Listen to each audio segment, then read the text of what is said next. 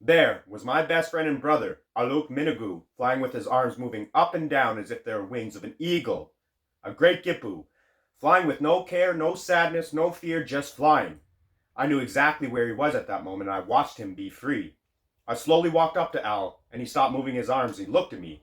His eyes were different now. His face had visibly changed to look years older, and his warm smile no longer existed. I started talking to Aluk, but the words were coming out so fast that I was scrambling all my words and not making any sense, but he stopped me, and he gave me the tightest hug I could ever ask for. I felt his pain. I felt his sorrow. I felt all the emotions during that hug, and I began to cry on his shoulder. Al faced me again and said, "There is no need to cry, my brother. I am still with her. My mother has traveled to Mongidai with me. She is there now smiling and telling me to be brave." I looked at Al through tears and said I wanted to be there with you both. And his eyes lowered to the ground.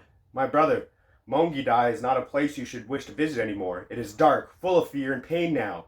My mother has become that light I talked to you about for so many years. She's the only thing that is good about that world now. I no longer fear her light, my brother, but I too will be a light in that world one day. And our lights will shine so bright that it will save you and so many other lost souls. But most importantly, it will save Mongidai. Then, my brother, we'll be safe to return to our sanctuary again." Al then left our embrace and began walking back to the funeral home.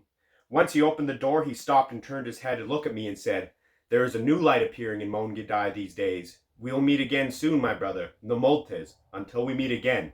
I stood there trying to figure out what Al meant about him becoming a light in Mongidai, and now this new light appearing. I became so worried about my best friend, and now he has left me all alone.